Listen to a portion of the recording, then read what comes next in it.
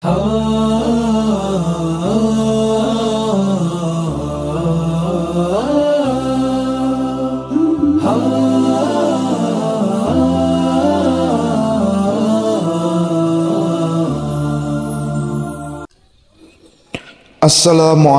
warahmatullahi wabarakatuh.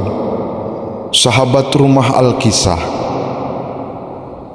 dalil sebagai landasan hukum dalam Islam adalah Al-Quran dan As-Sunnah, atau sering juga disebut Al-Hadis. Dan ini sudah menjadi ketentuan final sebagaimana disabdakan oleh Rasulullah SAW. Aku tinggalkan kepadamu dua perkara yang jika kamu berpegang teguh kepada keduanya, maka tidak akan sesat selama-lamanya, yaitu Al-Quran dan As-Sunnah.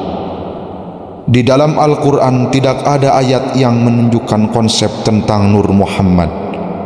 Demikian halnya di dalam kitab-kitab tafsir terdahulu maupun yang modern juga tidak dijumpai bahasan tentang Nur Muhammad. Sedang di dalam hadis ada riwayat yang menyebutkan dan terjemahannya sebagai berikut. Rasulullah SAW bersabda, "Wahai Jabir, sesungguhnya Allah menciptakan sebelum sesuatu cahaya nabimu dari cahayanya. Kemudian cahaya itu mulai berkeliling dengan kekuasaan kemana saja yang dikehendaki Allah Ta'ala. Pada waktu itu belum ada Lauhil Mahfuz, pena, surga, neraka, malaikat, langit, bumi, matahari, bulan, jin, dan manusia. Setelah itu, ketika Allah hendak menciptakan makhluk ciptaannya, Dia membagi cahaya itu menjadi 4 bagian. Lalu Dia menciptakan dari bagian pertama pena, bagian kedua Lauhil Mahfuz, dari bagian ketiga aras. Kemudian Dia membagi bagian yang keempat menjadi 4, lalu menciptakan dari bagian pertama para malaikat pembawa aras, dari bagian kedua kursi, dan dari bagian ketiga para malaikat selain pembawa aras. Sesudah itu Dia membagi bagian yang keempat menjadi 4. Kemudian Dia menciptakan langit dari bagian pertama, bumi dari bagian kedua, surga dan neraka dari bagian ketiga. Selanjutnya Dia membagi bagian keempat menjadi 4. Kemudian Dia menciptakan dari bagian pertama cahaya mata orang-orang yang beriman, dari bagian kedua cahaya dari hati-hati mereka, yaitu ma'rifatullah, dan dari bagian ketiga cahaya kesenangan mereka, yaitu kalimah tauhid la ilaha illallah Muhammadur Rasulullah. Setelah itu Dia melihat kepadanya, maka cahaya itu pun mengalirkan air, lalu terteteslah dari cahaya itu 124.000 tetesan air. Kemudian Allah menciptakan dari setiap tetes ruh setiap nabi dan rasul, lalu ruh-ruh para nabi itu bernapas. Maka Allah menciptakan dari napas-napas mereka ruh-ruh para wali, orang-orang yang berbahagia, para syuhada, dan orang-orang yang taat dari kalangan orang-orang yang beriman sampai hari kiamat. Maka aras dan kursi dari cahayaku, Al-Karubiyun dari cahayaku, para rohaniwan dari cahayaku, surga dan seisinya berupa kenikmatan dari cahayaku, matahari dan bintang-bintang dari cahayaku, akal, ilmu, dan taufik petunjuk dari cahayaku, ruh para nabi dan rasul dari cahayaku, serta orang-orang yang bahagia dan soleh dari hasil cahayaku. Sesudah itu Allah menciptakan Adam dari tanah dan dirakitlah pada cahaya itu, yaitu bagian keempat. Kemudian cahaya itu pindah dari Adam ke Sit dan terus berpindah dari yang suci kepada yang baik, sehingga sampai ke lubang sulbi Abdullah dan darinya ke wajah ibuku Aminah. Setelah itu dia mengeluarkan aku ke dunia, lalu menjadikanku penghulu para rasul dan penutup para rasul dan penutup para nabi serta pemimpin orang-orang solih. Begitulah dia mengawali ciptaan nabimu, wahai Jabir. Ada cerita yang menerangkan Nur Muhammad yang berasal dari Nur Allah, yang dari Nur Muhammad itulah diciptakan seluruh makhluk, atau Nur Muhammad itu berpindah ke Nabi Adam, ke Nabi Sid, Nabi Musa, Kinan, Mukhlaid, Barid, Nabi Idris, Matusalih, Malkan, Nabi Nuh, Arbashi, Salang, Abar, Palang, Ragu, Syarah, Tahur, Ajar, dari Ajar pindah ke Nabi Ibrahim, Nabi Ismail, dan Nabi Ishak. Nabi Ishak berputra dua, yaitu Isa dan Yakub. Anak cucu Nabi Yakub disebut Bani Israel, yang sebagian besar menjadi nabi, seperti Nabi Yusuf, Nabi Su'aib, Nabi Musa, Nabi Harun, Nabi Yusa, Nabi Sulaiman, Nabi Ujair, Nabi Zakaria, Nabi Yahya, dan Nabi Isa. Diterangkan lebih lanjut setelah Nur Muhammad ke Nabi Ibrahim, sebagaimana di atas telah disebut, berpindah ke Nabi Ismail, Khaidar, Hamid, Jamal, Hambiah, Adnan, Ma'ad, Nador, Mudor, Ilyas, Mudrikah, Kinanah, Nazir, Malik, Golib, Lu'ay, Ka'ab, Murrah, Kilab, Qusay, Abdul Manab, dan akhirnya ke Bani Hasim, yaitu Abdul Muttalib. Dari Abdul Muttalib pindah ke Abdullah. Abdullah menikah dengan Aminah. Ketika Aminah hamil, Nur Muhammad pindah dari Abdullah ke istrinya Aminah. Sementara dalam kitab Daqaiqul Ahbar ada sebuah riwayat bahwa sesungguhnya Allah Subhanahu wa Ta'ala itu menciptakan pohon yang memiliki 4 cabang. Lalu ia namakan pohon Yakin. Lalu ia menciptakan cahaya Muhammad di suatu tirai dari mutiara putih seperti burung merak. Lalu ia letakkan merak tersebut di atas pohon, maka merak tersebut bertasbih di atas pohon kira-kira 70.000 tahun. Lalu ia ciptakan cermin kehidupan. Lalu cermin diletakkan di hadapan merak. Ketika merak melihat cermin, maka ia melihat bentuknya yang sebaik-baik rupa dan seindah bentuk. Maka merak malu kepada Allah, lalu menetas dari dirinya 6 tetesan. Maka Allah menciptakan Abu Bakar dari tetesan yang pertama, dan Umar dari tetesan yang kedua, dan Utsman dari tetesan yang ketiga, dan Ali dari tetesan yang keempat, dan Mawar dari tetesan yang kelima, dan Beras dari tetesan yang keenam.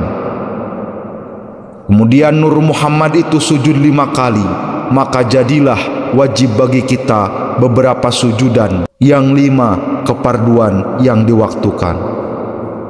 Allah Subhanahu wa Ta'ala mewajibkan 5 salat pada Muhammad dan umatnya.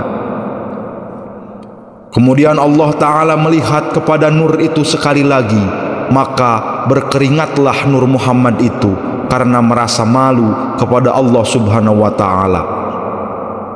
Dari keringat hidungnya Allah Ta'ala menciptakan malaikat, dan dari keringat wajahnya Allah Ta'ala menciptakan aras, kursi, lauhil mahfud, kolam, matahari, bulan, hijab, beberapa bintang, dan sesuatu yang ada di langit. Dari keringat dadanya Allah Ta'ala menciptakan para nabi, para rasul, para ulama, para syuhada, dan orang-orang solih. Dan dari keringat punggungnya Allah Ta'ala menciptakan Baitul Ma'mur, Ka'bah, Baitul Maqdis, dan beberapa tempat masjid di dunia.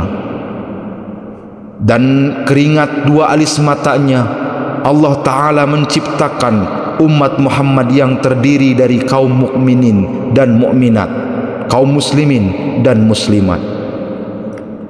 Dari keringat dua telinganya Allah Ta'ala menciptakan beberapa ruh orang Yahudi, Nasrani, Majusi, dan orang-orang yang suka membantah dan orang-orang munafik. Dari keringat kedua kakinya Allah Ta'ala menciptakan bumi dari timur sampai ke barat dan seluruh isi yang ada di dalamnya. Kemudian Allah Ta'ala berfirman kepada nur itu, "Lihatlah di depanmu, hai Nur Muhammad." Maka Nur Muhammad itu melihat di depannya ada nur, di belakangnya ada nur, di kanannya ada nur, dan di kirinya juga ada nur. Mereka itu adalah Abu Bakar, Umar, Utsman, dan Ali. Maka nur itu membaca tasbih lamanya 70.000 tahun. Kemudian Allah menciptakan nur para nabi berasal dari Nur Muhammad SAW. Allah Ta'ala melihat para nur itu, kemudian menjadikan dari nur itu beberapa para nabi, yakni diciptakannya beberapa ruh para nabi dari keringat ruh Muhammad SAW. Dan Allah Ta'ala menciptakan beberapa ruh umat para nabi itu dari keringat para nabi, yakni beberapa ruh setiap umat diciptakan dari keringat nabinya. Sedangkan beberapa ruh orang mukmin yang menjadi umat Muhammad diciptakan dari keringat Nabi Muhammad SAW. Maka para umat itu sama-sama mengucapkan, tiada Tuhan selain Allah dan Muhammad adalah utusan Allah. Kemudian Allah Ta'ala menciptakan lampu dari akik berwarna merah yang bisa terlihat dalamnya dari luar. Lalu Allah menciptakan rupa Muhammad SAW sebagaimana bentuknya di dunia. Kemudian Allah Ta'ala meletakkan bentuk Muhammad itu di dalam lampu tadi. Maka Nabi Muhammad berdiri di dalam lampu sebagaimana berdirinya di dalam sholat. Sedangkan ruh para nabi mengelilinginya berdiri di dalam sholat. Dan ruh para nabi yang mengelilingi berada di kiri kanannya Nur Muhammad SAW. Maka mereka sama-sama membaca tasbih dan membaca tahlil kira-kira 100 tahun lamanya. Kemudian Allah Ta'ala memerintahkan pada setiap ruh untuk melihat kepada Nur Muhammad. Mereka lalu melihatnya. Di antara mereka ada yang melihat kepala Nur Muhammad, maka jadilah ia khalifah dan kepala pemerintahan di antara para makhluk semua. Dan di antara mereka ada yang melihat dahi Nur Muhammad, maka jadilah ia raja yang adil. Di antara mereka ada yang melihat kedua mata Nur Muhammad, maka jadilah ia orang yang hafal kepada firman Allah Ta'ala. Di antara mereka ada yang melihat kedua alis mata Nur Muhammad, maka jadilah ia pelukis.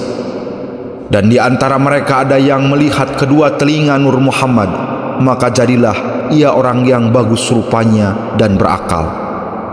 Dan di antara mereka ada yang melihat kedua bibir Nur Muhammad, maka jadilah ia menteri. Di antara mereka ada yang melihat hidung Nur Muhammad, maka jadilah ia hakim dan dokter yang tajam akalnya. Dan di antara mereka ada yang melihat mulut Nur Muhammad, maka jadilah ia orang yang berpuasa. Di antara mereka ada yang melihat gigi Nur Muhammad, maka jadilah ia sebagai utusan di antara para raja. Di antara mereka ada yang melihat jambang Nur Muhammad, maka jadilah ia orang yang memberi fatwa dan nasihat dan menjadi muazin. Dan di antara mereka ada yang melihat janggut Nur Muhammad, maka jadilah ia orang yang ahli perang di jalan Allah. Di antara mereka ada yang melihat leher Nur Muhammad, maka jadilah ia orang pedagang. Dan di antara mereka ada yang melihat dua lengan Nur Muhammad, maka jadilah ia ahli penunggang kuda dan memegang pedang. Di antara mereka ada yang melihat tangan kanan Nur Muhammad, maka jadilah ia tukang cantik. Di antara mereka ada yang melihat lengan kiri Nur Muhammad, maka jadilah ia orang yang bodoh. Dan di antara mereka ada yang melihat tapak tangan Nur Muhammad yang kanan, maka jadilah ia tukang tukar dan tukang sulam kain. Di antara mereka ada yang melihat tapak tangan Nur Muhammad yang kiri, maka jadilah ia tukang menakar. Dan di antara mereka ada yang melihat kedua tangan Nur Muhammad, maka jadilah ia orang yang dermawan dan pandai. Di antara mereka ada yang melihat punggung telapak tangan Nur Muhammad yang kanan, maka jadilah ia tukang masak. Di antara mereka ada yang melihat ujung jari Nur Muhammad yang kiri, maka jadilah ia sekretaris. Dan di antara mereka ada yang melihat dadanya Nur Muhammad, maka jadilah ia orang alim yang dimuliakan dan berhati-hati. Di antara mereka ada yang melihat punggung Nur Muhammad, maka jadilah ia orang yang tawadu, sopan santun, dan taat kepada perintah agama. Dan di antara mereka ada yang melihat dua lambung Nur Muhammad, maka jadilah ia ahli perang. Di antara mereka ada yang melihat perut Nur Muhammad, maka jadilah ia orang yang menerima dan ahli juhud. Dan di antara mereka ada yang melihat kedua lutut Nur Muhammad, maka jadilah ia orang yang ahli ruku dan sujud. Di antara mereka ada yang melihat kedua kakinya, maka jadilah ia ahli berburu. Di antara mereka ada yang melihat bayangan Nur Muhammad, maka jadilah ia penyanyi dan ahli musik. Dan di antara mereka ada yang tidak tahu sedikit pun dari Nur Muhammad, maka golongan itu adalah orang Yahudi, Nasrani, orang-orang kafir, atau orang-orang Majusi. Dan di antara mereka ada yang sedikit pun tidak melihat dari Nur Muhammad, maka jadilah ia orang yang mengaku-ngaku menjadi Tuhan, seperti Fir'aun dan selain mereka termasuk dari orang-orang kafir. Dan ketahuilah, sesungguhnya Allah Ta'ala memerintahkan kepada makhluknya untuk melakukan sholat dengan lambang bentuk nama Ahmad dan Muhammad. Maka berdiri di dalam sholat itu sebagaimana huruf alif, ruku itu seperti huruf ha, sujud itu seperti huruf mim, duduk itu seperti huruf dal. Dan Allah menjadikan bentuk nama Muhammad SAW, maka kepalanya itu bundar seperti mim yang pertama, badan itu seperti huruf ha, perut itu seperti huruf mim yang kedua, dan kedua kaki itu seperti huruf dal. Tidak akan dibakar seseorang dari orang-orang kafir atas bentuk manusia, tetapi bentuk mereka diganti dengan bentuk babi, kemudian dibakar di atas api neraka. Sahabat Rumah Al-Kisah, konsep Nur Muhammad ini kerap memicu polemik di tengah umat Islam. Sebagian orang menolaknya karena konsep ini bertentangan dengan konsep penciptaan manusia dalam Al-Quran. Sebagian orang lainnya menolak karena konsep terpengaruh oleh doktrin salah satu sekte dalam Islam, yaitu Syiah. Adapun sebagian kelompok lainnya menolak karena konsep ini membuka lebar pemikiran yang ditenggarai oleh kosmologi sufisme yang dianggap berlebihan dan melewati batas. Sebagian orang Islam lainnya menolak konsep Nur Muhammad ini karena membuka jalan pada paham wahdatul wujud, paham sufisme yang berkembang di Nusantara, menyebutnya kurang lebih martabat 5 atau martabat 7. Sedangkan sebagian orang menolak pijakan konsep Nur Muhammad ini melalui kritik hadis. Kepercayaan kelompok Ahlus Sunnah wal Jamaah atas konsep Nur Muhammad tidak kemudian membuat mereka terjatuh pada lubang tasbih yang menyerupakan hingga kemudian menyatukan Allah dan Nur Muhammad. Kelompok Ahlus Sunnah wal Jamaah tetap konsisten pada logika tanjih yang membedakan dat Allah dan Nur Muhammad. Entitas Nur Muhammad sendiri sebagai makhluk pertama Allah merupakan sebuah anugerah luar biasa dari Allah yang dapat Dia berikan kepada siapa saja yang Dia kehendaki.